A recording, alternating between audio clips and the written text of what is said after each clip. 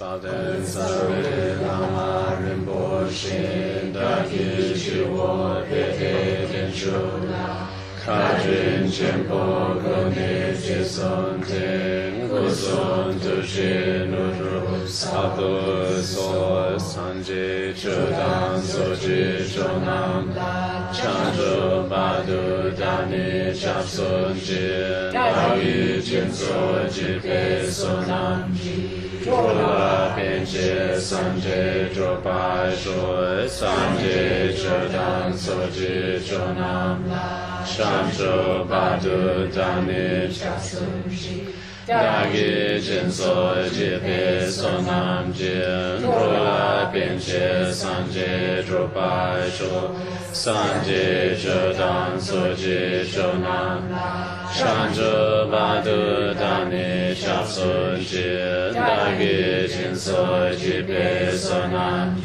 Drola Penche Sanje Dropai Shoi Semchen Tamche Dewa Dewe Chodan Denpai Choche Dona Dan Dona Chi Chodan Drawai Choche Dona Mebe Dewa Tamba Min Drawai Choche Niren Chadan Nidan Traw Tanyo Jembola Neba Choche. So, to continue with our theme, with our subject, we're looking at meditation, we're looking at how it can benefit us in our daily lives, in our work. We've looked at stress, we've looked at mental focus. We did some meditation together with the breath. We also looked at how to bring mindfulness into daily life, how to have a sort of ongoing connection with the practice, so it really is part of our everyday life. I'd like to say one or two more things about that and then move on to a further subject. Something else about the daily life, mindfulness in daily life, and also meditation in general, is how important it is to always do one's practice no matter how one feels. That's very important. What many people do is they are practicing regularly and then something throws them off course. They have a headache, they feel upset, they're ill, they're stressed out, and what often happens, or they're in pain or something, and what often happens is the person starts thinking, oh, I'll wait till I feel better, then I'll do my practice, because it won't be good quality, so I need to wait until I'm in the right state. Now that's a tricky way to think. It's not so helpful, because what's happening there is that in a way the ego starts running the show, and in fact it can start stirring up more things to create distraction. And also what's happening there is we're judging the practice. We're saying it needs to be a certain way, it needs to be good, it needs to be nice. How can I possibly practice when I'm ill? It won't feel good. But that's not useful, because actually practice is about just being with the present moment, whatever it is. If it's an ill moment or not, doesn't matter. And it means that you're learning to make your practice the boss. Do you know what I mean? The practice is the boss. Nothing is going to break that. Even if you're lying in a hospital bed, you can do it lying down. I did. I spent loads of time in hospital when I was ill, and I practiced lying down. I even timed things, because I have certain daily commitments, and I thought, right, I'm being wheeled into surgery, it could take 8 or 9 hours, it will be tomorrow, so I'll do my commitments now before, and then I'll be on morphine, so I won't know what I'm doing. So I thought it through, because I decided nothing's going to stop me. That's how we need to practice. Nothing will stop us. Now, it sounds a bit harsh, but actually it's very gentle. I'll tell you why. When we're ill, we just want to lie around and rest. Can we see practice as that we're resting?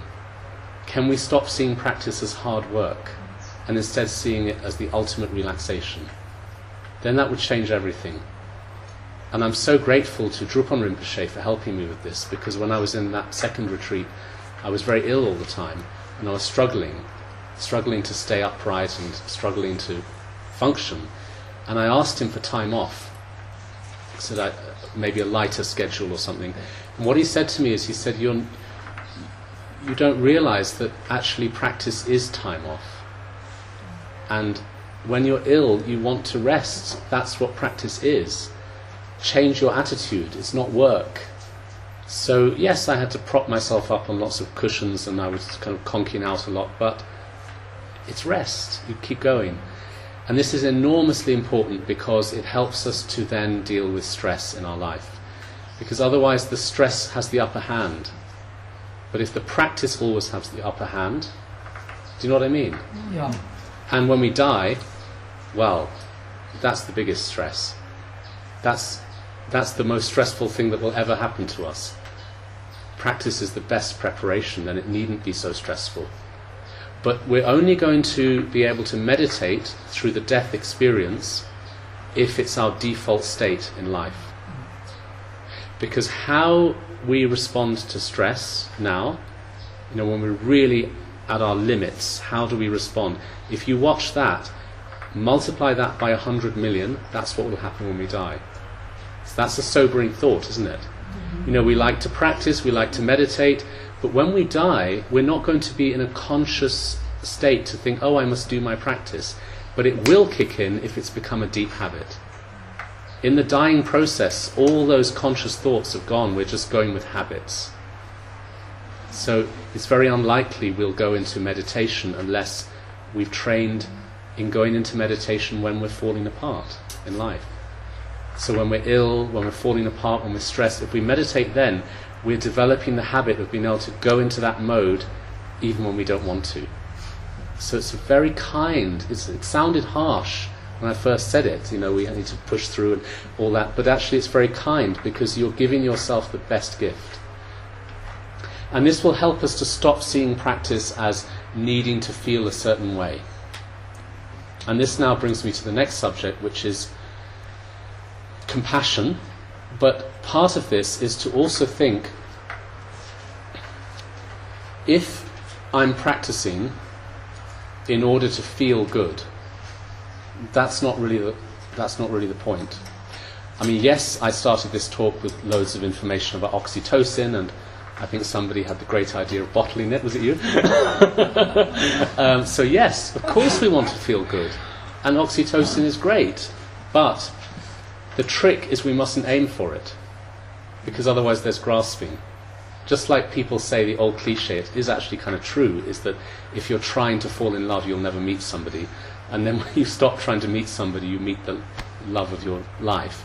I mean, it's an old cliche, but it is kind of true in a way, that when you're trying to push for an experience, it will never happen. But if you totally give up and let go, then you give space for the experience to arise. Why is that? Let's break that down. So if you are meditating with a strong wish to get a good feeling from the meditation, what you're doing is you're establishing a sense of lack. I don't have that good feeling. I want that good feeling. I want the oxytocin. I don't have any. So you're creating a habit of not having the good feeling. So you end up quite miserable. And this happens a lot. This happened to me. I remember years ago I was meditating in a rather obsessive way, and I was getting more and more depressed. And I went to Rinpoche. I remember he was standing by the stupa at Samye Ling, and I kind of bounded up to him and I said, look, I'm doing all this practice, I'm doing loads, and it's making me depressed. And he said, the practice is not making you depressed. You are making you depressed. And the reason, and I said, how? And he said, because you are a junkie. He said, you are meditating like a junkie. You're trying to get a hit from your practice. The more you try and get that hit or that buzz, the more unhappy you'll become, because the grasping creates disappointment. So we're kind of digging our own grave by pushing for these nice experiences. They won't come.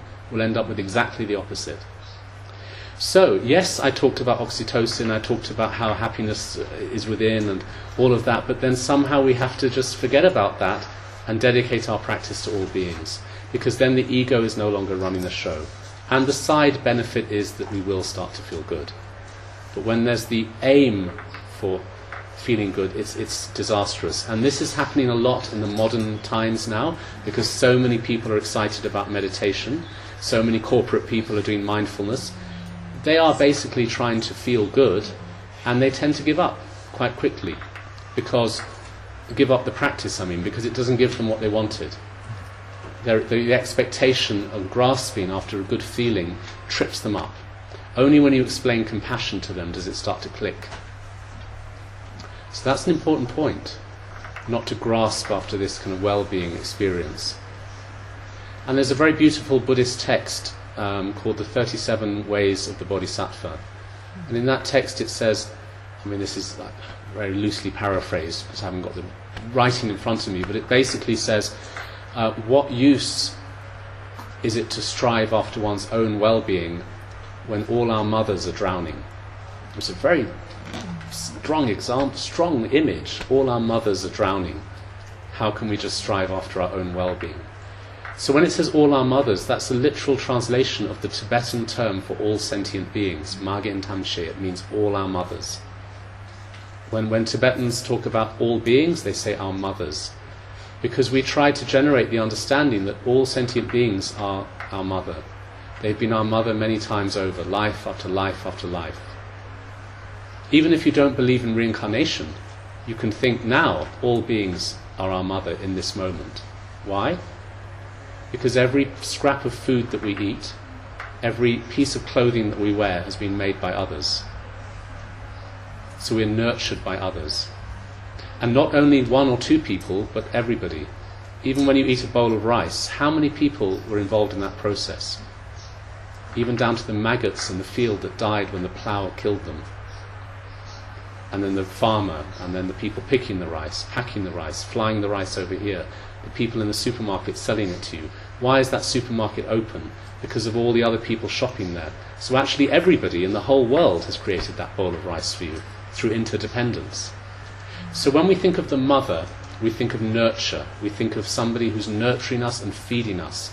So in that way, you can think all beings are nurturing us, because every food we eat, every clothing we wear is made by others. And if you can have this sense of the interconnectivity, the interdependence of all beings, it brings up a feeling of love and gratitude. But one needs to work on it, because we tend to take it for granted, we tend to ignore it. We need to work on it. And that's what compassion training is about.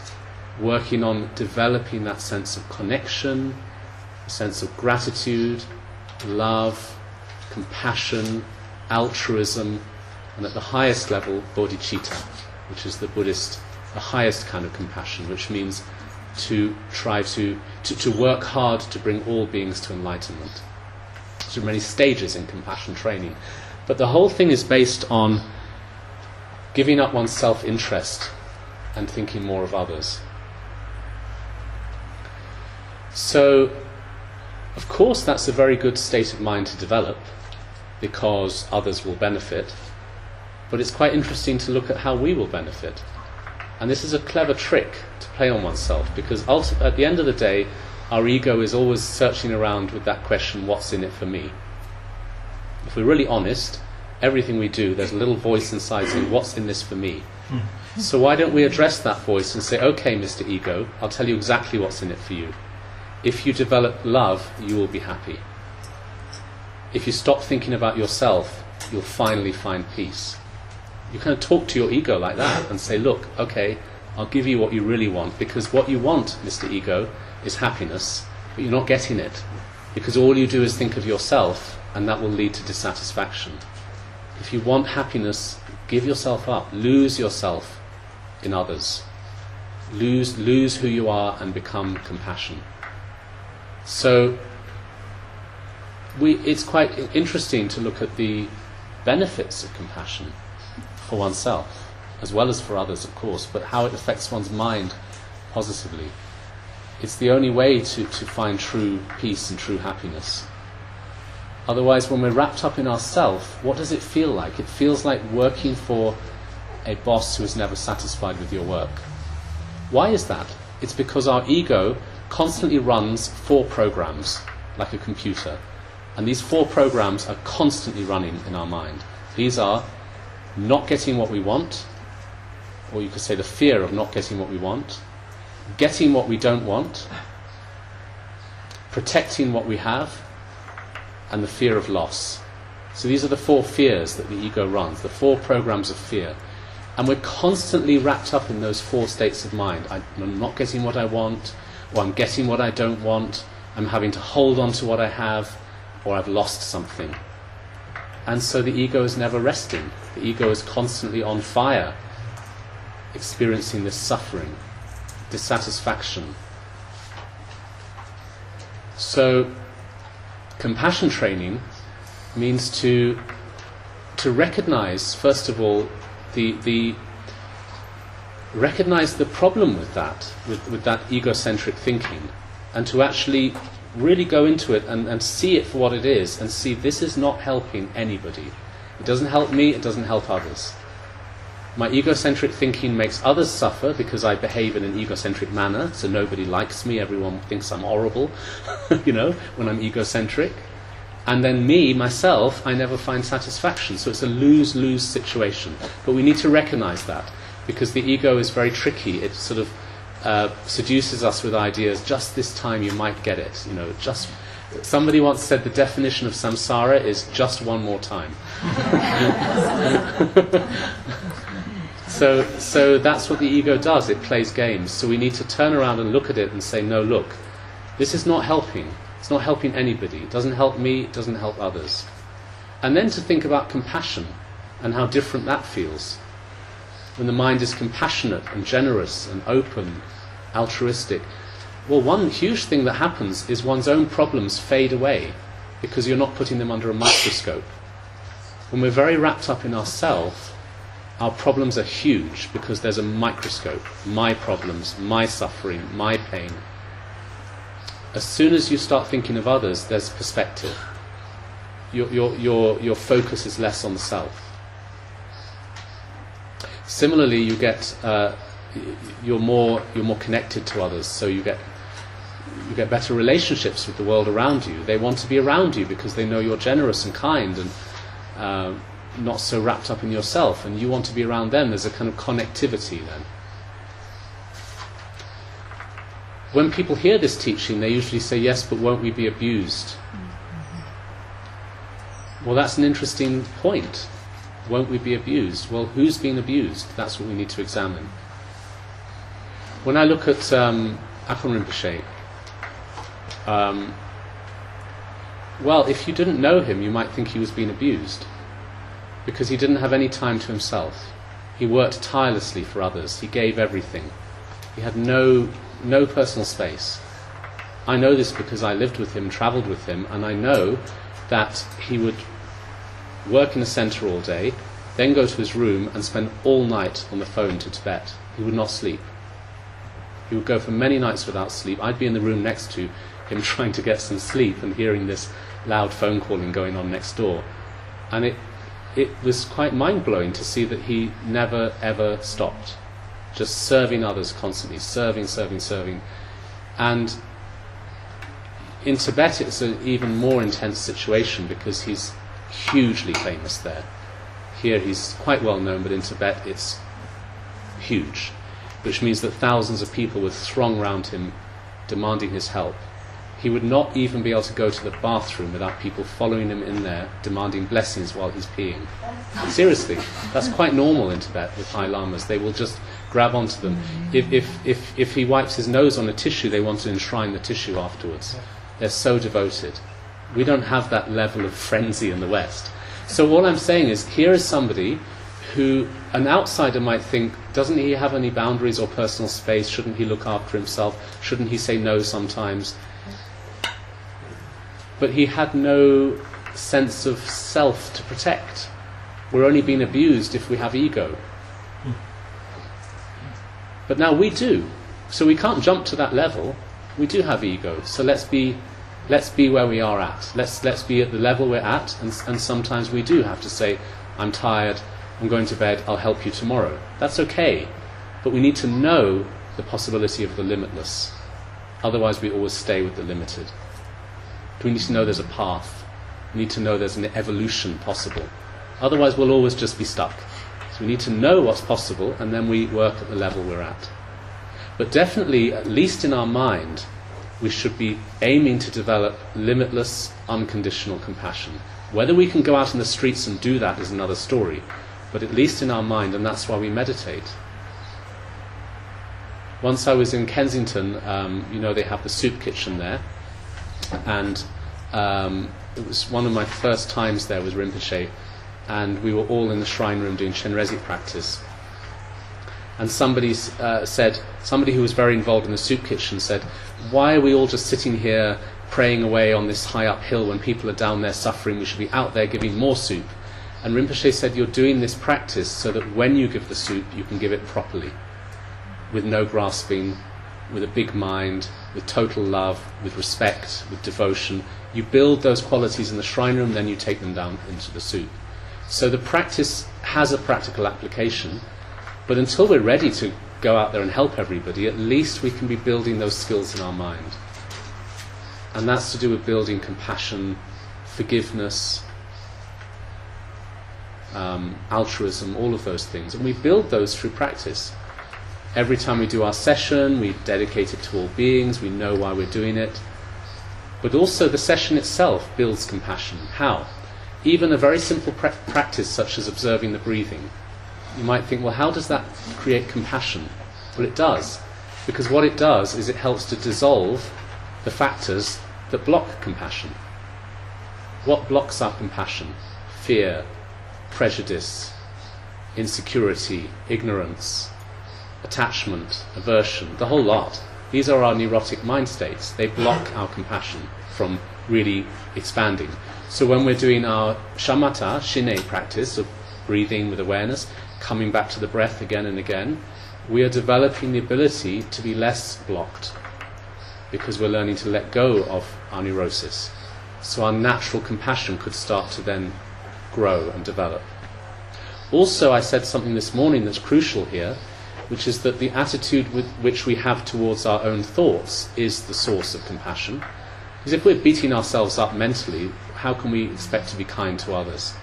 So this means being compassionate towards ourselves is around learning to stop fighting our thoughts and emotions and just accept them. And also to accept whatever is happening in our life. Accept pain, accept pleasure. It doesn't mean become a doormat, it just means learn to be with our experience in a compassionate, loving way. Maybe you do need to get away from certain situations. Maybe you're being abused. Maybe you're in danger. Nobody said don't run. Nobody said stand there and take it. But what do you do with the mind? That's the crucial thing. How are we working with the mind? So this brings me to the subject of forgiveness, which is the last topic I wanted to cover today. Because this whole day is around the wisdom of Buddha and how it can apply in our present lives, and particularly at work and in daily situations. Well, wouldn't you agree that a huge part of our stress and suffering is connected to our relationships?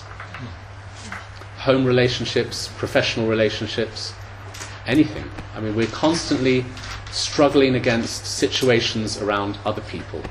What they say, what they do, what we think they think of us, what we think they might be thinking. I mean, we're quite obsessed sometimes with that kind of thing. So yeah, this is the training. The training really happens in the relationships. And this was a very interesting thing about going into the 4-year retreat, because it was tough living with 20 other monks in close proximity.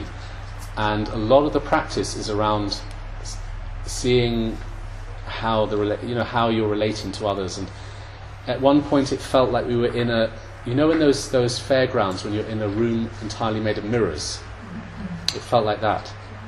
You're completely surrounded by mirrors because everybody's mirroring your own neurosis. And in a retreat it's magnified. You find yourself blaming somebody else for the very thing you're doing. And I remember saying this to Lama Zangmo. She came into our retreat to help us regularly, and I said this, and she said, "You thought you were here just to meditate. You don't realise retreat is about dealing with people." Mm. And that's the path as well. The whole path, whether you're in retreat or not in retreat, using our relationships in a skillful way for spiritual development is crucial. So what does this mean? It means the following thing. It's a very simple thing to say, hard to do, but let's at least try and get the concept right, which is we want to develop compassion. We want to develop love. We want to develop all those qualities. So wouldn't you say that compassion and forgiveness towards your enemies is the highest part of that training? It's really important. It's very easy to feel compassion for nice people or for children and small fluffy animals, victims, the vulnerable, the poor, the needy. But to feel compassion for our enemy is a big deal. Somebody who's hurt us, somebody we dislike or detest. But until we've done that, we haven't really experienced true compassion. So what does that mean then? If you follow that logical thinking through, what that means is your enemies are your greatest teachers. Rinpoche once said, the fastest way to enlightenment is to have people hurt you. What he meant was, he didn't mean go out on the street and ask people to beat you up. He just meant, if you deal correctly with the hurt, and if you develop forgiveness, that's the fastest path. So, the methods for developing forgiveness, the first one is gratitude, and the second one is understanding. These two are crucial, gratitude and understanding. How does gratitude work? Well, through the kind of thinking I've already presented, which is we're thinking, I want to develop compassion, therefore I need to develop forgiveness, therefore this person who's hurt me is giving me that opportunity. Without them I would not learn anything. So your greatest enemy is actually your best friend. There's a famous quote from Jamgon Kongtrul I. Have you heard of Kongtrul I? He was the great 19th century Tibetan Lama who did so much work around writing, compiling the teachings, and especially Guru Rinpoche's Theramas. Very, very important in Tibetan Buddhist history. And he said, your best friend is your worst enemy, and your worst enemy is your best friend. Why? Because your best friend takes your shit and wraps it in silk.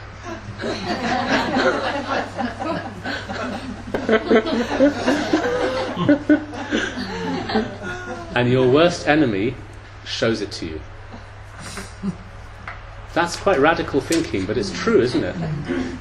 Our friends are our friends because they support our ego. You don't want to be around people who press your buttons all the time. Why on earth would we be around them? We want to surround ourselves with people who make us comfortable with where we're at. There's nothing wrong with that. I'm not saying throw your friends away. I'm just saying notice the difference, that actually our friends aren't that useful for us in terms of spiritual growth. Still have friends, be friends, but realize the true friend is your enemy. Because your enemy is showing you where you're stuck. Your enemy is showing you your own poison. It's so difficult to do this. I mean, I'm talking as if it's so easy. It's not. But we can try, and how we try is through training. And the first level of training is gratitude. So even if you're not able to go and talk to that person, you can think in your mind, actually this person is useful. I'm grateful that this is giving me an opportunity to develop forgiveness. In a way, that gratitude thought means you've already forgiven them, because you no longer are resisting or rejecting them. So that's the first thing.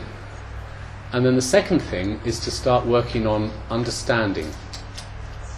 Understanding means to try to look at the whole situation, not just your side of the situation. So, for example, supposing somebody is saying or doing things that hurt you, or have done in the past and you're still suffering, we've got to try and get inside their head somehow, in terms of just meditating and reflecting on it, and just thinking, well, they must have some pain in them that made them do this thing or say this thing.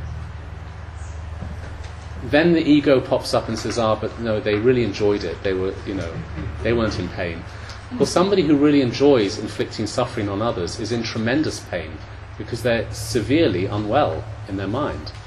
For somebody to do that, for somebody to be cold-hearted, cold-blooded, psychopathic, it means they're seriously off balance. That person is tormented inside. We don't know what's going on in other people. We only look at the surface. Like if we looked around this room today, everyone looks fine, but we could all be tormented without knowing it. We don't know what pain each person is carrying. So when somebody is inflicting pain on us, they're simply unable to stop the expression of their suffering. Like somebody who's eaten poison and can't stop vomiting. It's just coming out and they don't know what to do about it. And we happen to be standing in front of them. It's nothing to do with us at all. It's to do with them. Now the way we can start to appreciate this is in our own meditation, when we start to look at our own instability, because we see that so strongly when we meditate. We're trying to focus on our breath and our mind goes here, our mind goes there. We see all of that instability, and it can help us to relax a bit about other people and think, well, they're also unstable. The human condition is one of instability and suffering, so everybody's the same. Does it make sense? You see, we often make a big division in our mind around what people do, whether it's deliberate or accidental. That's a very big deal for us. And if somebody scratches your car by accident, it's very different to if they did it deliberately. I mean, supposing somebody did scratch your car, they grazed against it, it was an accident. That's one situation. We think, okay, it was an accident. Another situation is where somebody takes their keys and scrapes them all down your car. Then you think, right, okay, it's war. That was deliberate. According to Buddhism, both situations are accidental. Both are accidental. Why? Because even in the second case, the person is being totally controlled by their own negativity. They've lost control. They have no way of stopping themselves. They're filled with rage, with confusion, with their own suffering, their past, their childhood, whatever it is. And here they are scraping your car because they don't know what else to do. So nobody's deliberately out to get us. Everyone's just spilling over all the time, spilling over their pain. And if we can start to think in this way, it can soften up the whole reality around forgiveness and enemies and relationships. There's a beautiful saying from the teachings of Shantideva. Have you heard of Shantideva? He was a great compassion teacher of many centuries ago in India. He wrote the Bodhisattva's Way of Life. And Shantideva said, if somebody throws a stone at you, who are you angry with? The stone or the person? And then you say, well, I'm angry with the person. And Shantideva said, but the person didn't hit you, the stone hit you. Why aren't you angry with the stone? And then you would say, well, I'm not angry with the stone because the stone had no intention. The stone was just an object, the person threw the stone. And then Shantideva says, right, well, I'll use your logic now. If you say that, then you shouldn't be angry with the person, you should be angry with their pain. Because the person is like a stone, helplessly thrown by their pain. So it's very interesting logic. It helps to understand the workings of a situation. Everyone's helpless. I mean, we know we are. When we say things and then think, oh, why did I say that? That's not somebody who's in control, is it? We lose control very easily. And then we might say, well, come on, I'm more in control than others. I don't go around killing and shooting people. Well, okay, great, but they're less in control. We can't judge people by our standards. Now, this doesn't mean we just condone violence and say, yes, it's all fine. Of course, we must protect life, and we must, maybe people need to be imprisoned if they're violent and dangerous. Sure, but how do we deal with this on a mental level? How do we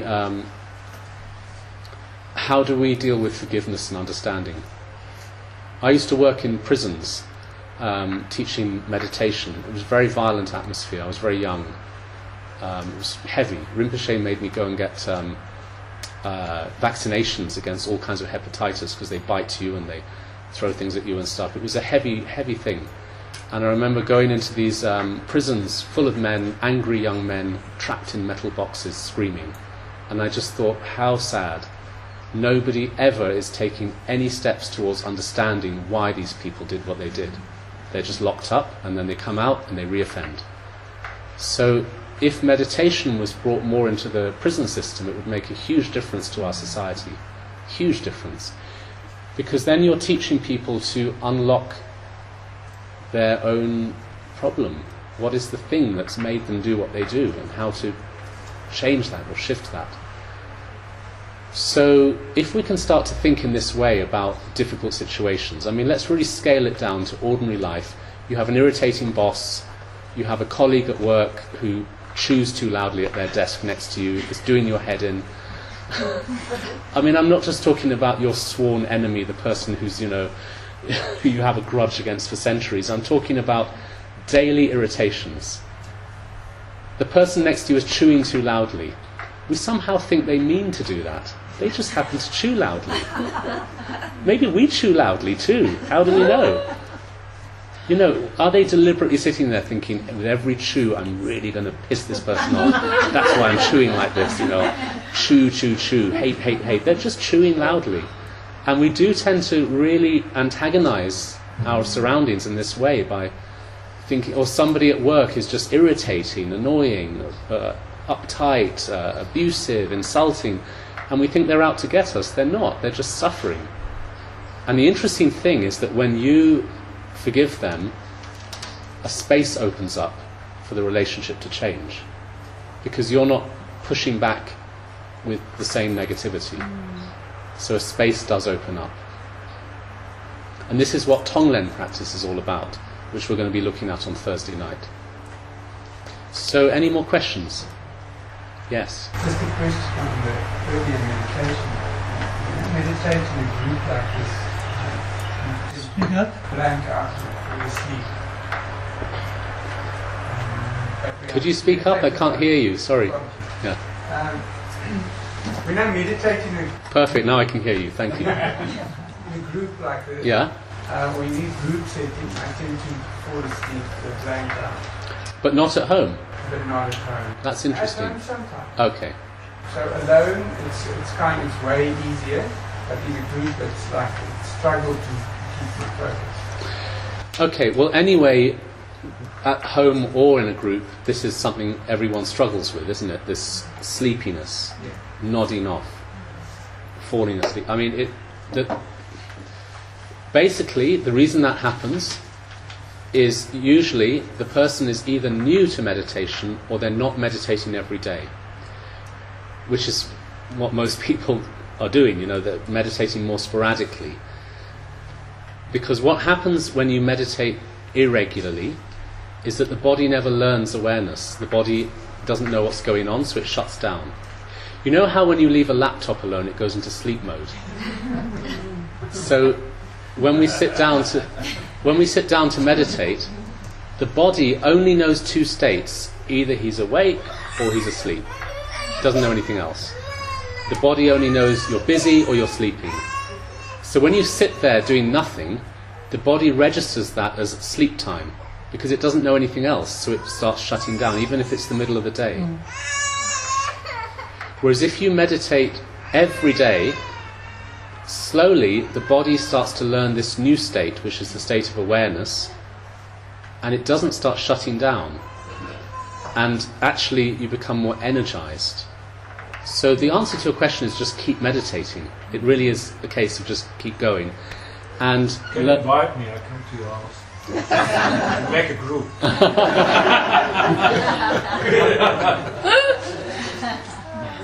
and stop and don't resist. Just relax. If I'm very tired when I'm meditating, I try to learn not to resist it and fight it, but just to very, very deeply relax into it and try to maintain awareness. Because your awareness is never tired. That's why we dream at night. The mind doesn't go to sleep, does it? So try to relax and let the body rest, but try to promote strong awareness. And actually, you come out the other side feeling more refreshed. So, a question came up earlier, which was about how do we maintain energy in our practice. I think you asked it, didn't you? About how, when we've been practicing for a while and it starts to feel like it's going nowhere and we're not sure why we're doing it. I mean, pretty much everything I've said today addresses that point. But I'd like to be a bit more explicit about it now. What generally happens to people is because we're not getting instant results, we start to lose faith. Imagine if you meditated and then immediately you felt totally different. You'd do it again then. But it doesn't work like that. It's actually a little bit more like exercise. When you go to the gym, you don't keep running to the mirror to see big muscles. You just go to the gym. Some people do, but you know people who are on diets and they weigh themselves every 10 minutes. And then they just get depressed because they're not losing weight. Well, you know that's insane to do that, but it's the same with meditation. Like a diet, you go on a diet and then you can lose weight over time. And actually, the interesting thing with weight loss is that other people notice it before you notice it. It's the same with meditation.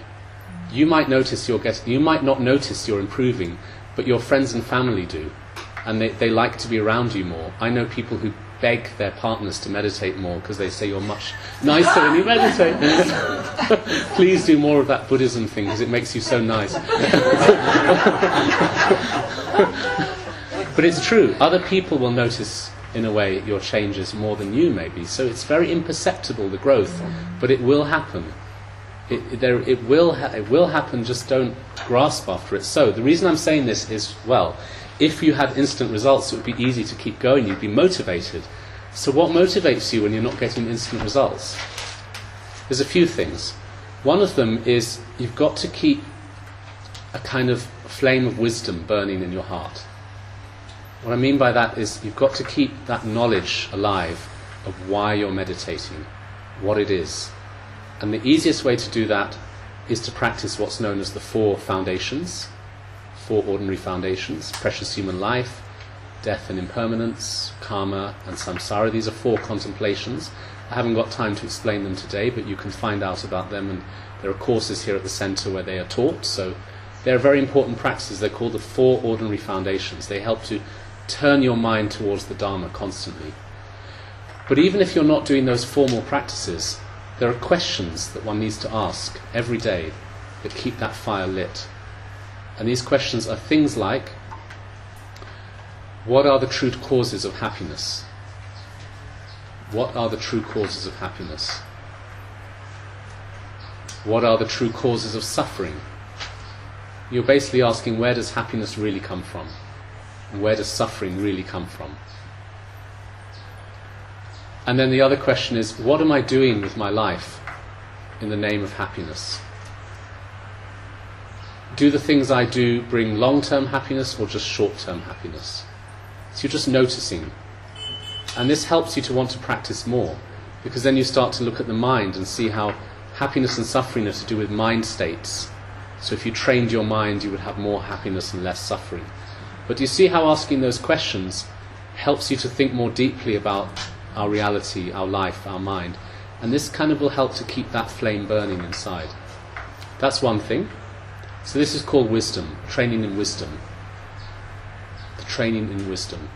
Thinking carefully about life, about your mind, about everything, and it helps you to have more wisdom. And that gives you joy to want to practice. Yes? What question, please?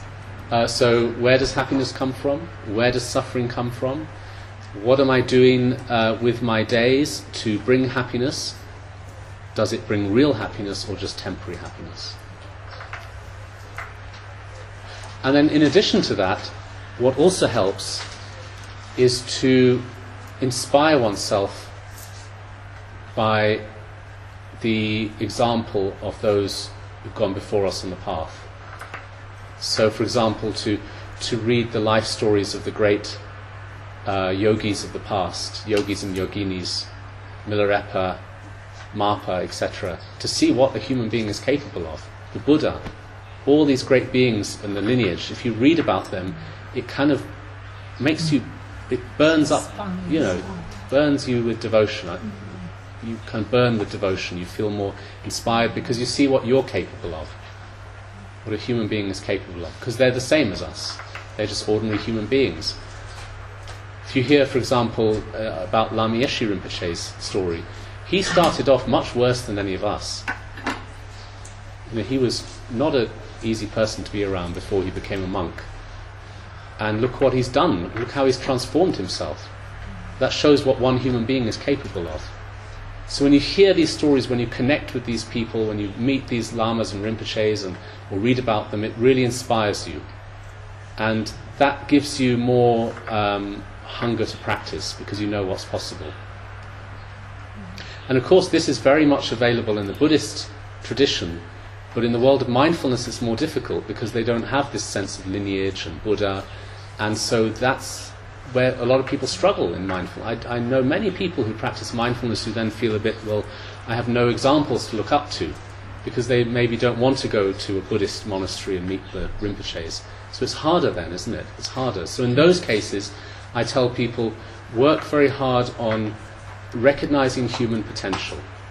In general, think about human potential, what a human being is capable of, and you have that. You have that potential. Don't doubt yourself.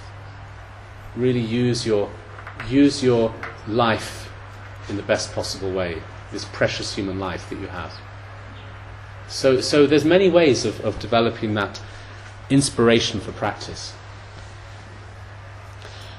The other way, as well, is through those tiny moments of mindful awareness throughout the day, you start to feel nourished. And this is a very good thing to do if you're struggling with your practice. Supposing you're really struggling with your practice, okay, don't do it. Just do the mindful moments throughout the day for a while, because that's easy. And that gets you into the kind of spirit of it. It makes you feel more, you know what I mean? You're not forcing yourself to do a session, but you're just casually dipping into the awareness as you're waiting for a bus, as you're sitting on the train, as you're working, as you're cooking. You're just casually going into that. And after a while, you start to feel quite nourished by that. You feel really nourished by it. And then you want more, so you want to practice. So it's a way of just easing your way into the practice. You start to feel so nourished by those moments, it's like eating food. You wouldn't dream of going for a day without eating food. So then you start feeling that you wouldn't dream of going for a day without feeding your mind with practice. Any more questions?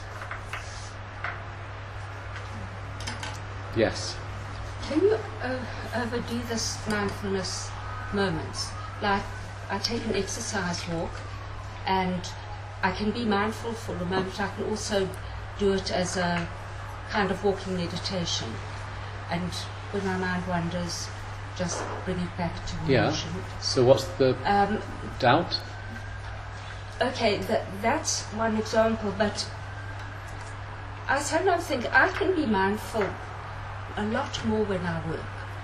I don't just have to do one moment. I can know that I'm working, know what I'm doing, be with myself. Try to do it all the time, not just when you're walking, but throughout your day. That's what I'm saying. Yeah. I can't overdo it. No. I mean, the aim is to actually be aware of what you're doing as much as possible. Yes, absolutely. Okay. Yeah. Anything else? Yes. How does guided meditation, where you listen to something, differ in terms of state to what you were practicing with that? Guided meditation is quite useful when you're learning a new technique. After that, it's harmful. But I think you can just get comfortable with listening. You don't actually do any work. So you're not really working. You're not meditating. Especially those guided body scans. Because the voice says, now you're at your knees, now you're at your hips.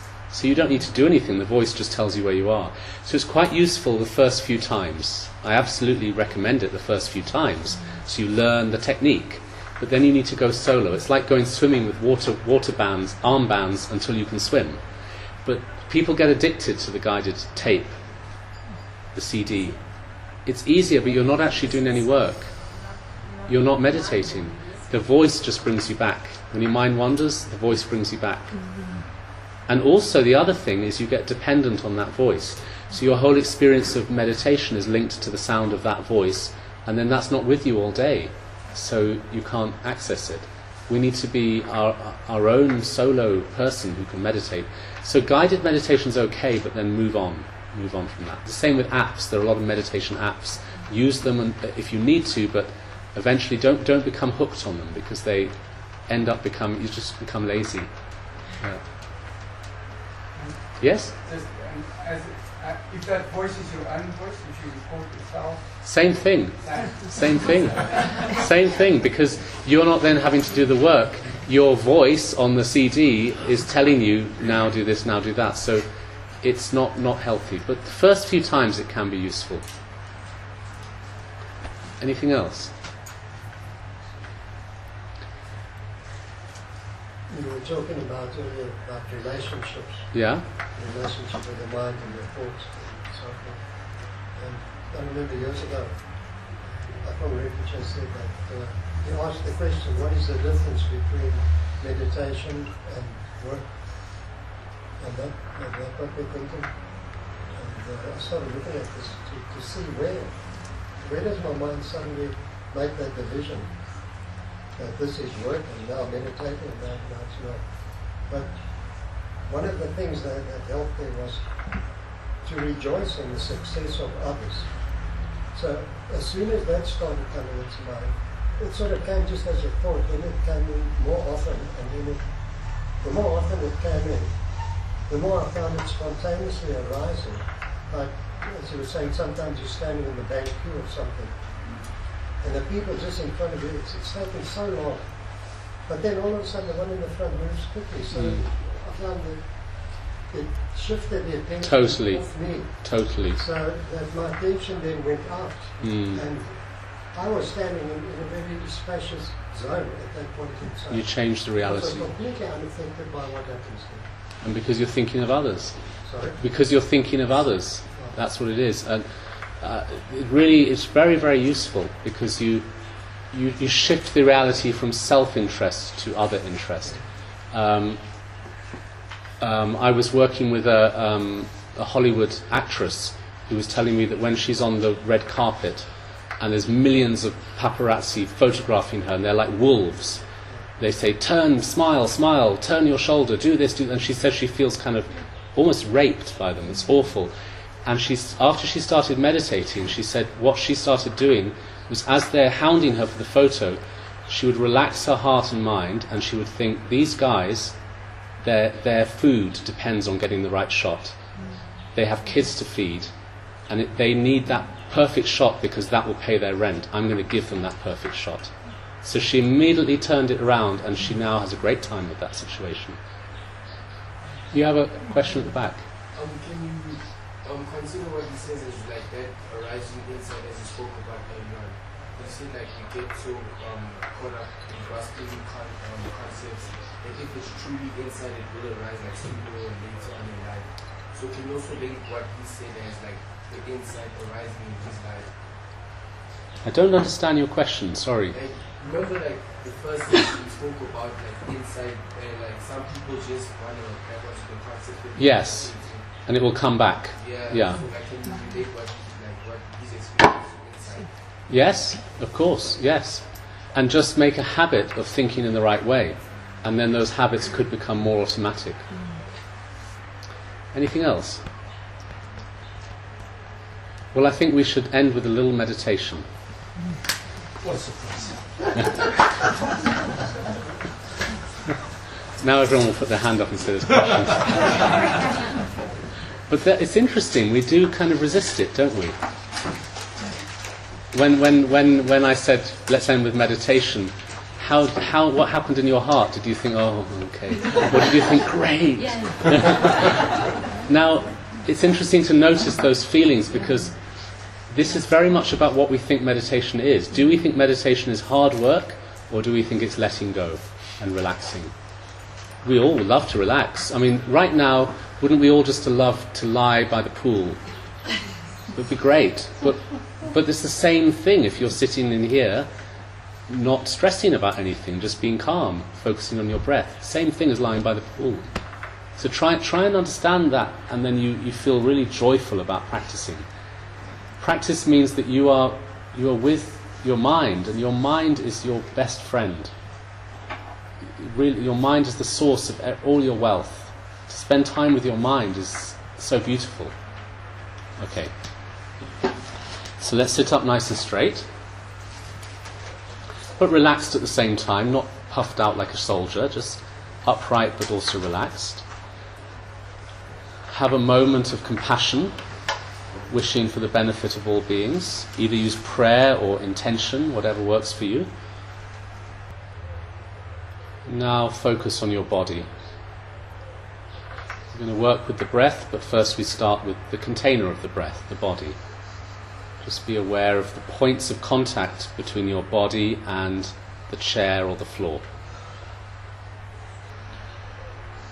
Be aware of your shoulders. As you're aware of your shoulders, you notice that they drop a millimeter or two. Just through the awareness, the tension just drifts away.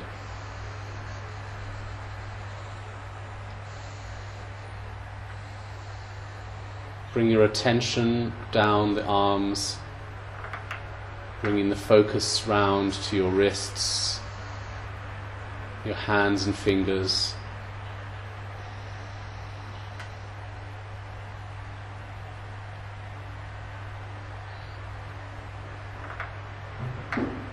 Now bring the focus to your belly, your lower abdomen. Notice how there's a little movement with the breath. Your belly or your diaphragm, or some people breathe very shallow in the chest. That's okay if that's how you breathe. Just wherever you feel the movement, just focus on that.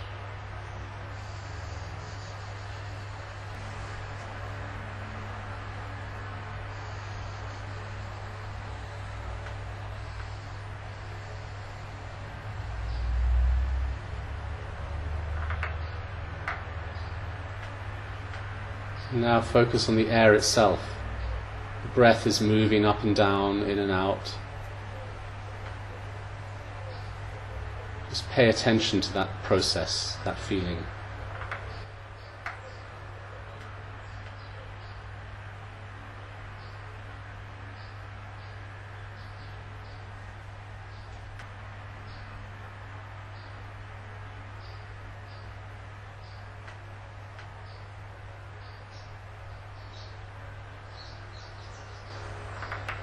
Now the focus is more precise, the feeling of air travelling in and out of the end of your nostrils. If it's uncomfortable, then breathe through your mouth and feel the air against the lower lip.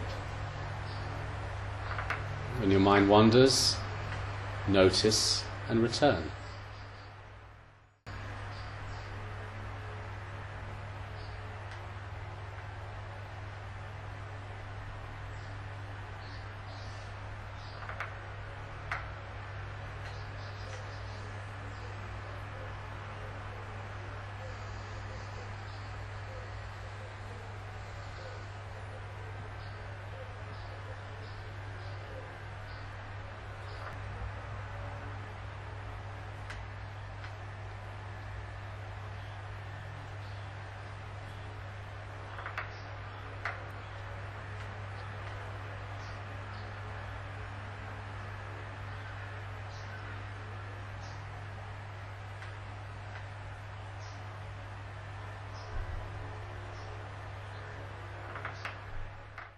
Now to complete the session, focus again on your body for a few moments.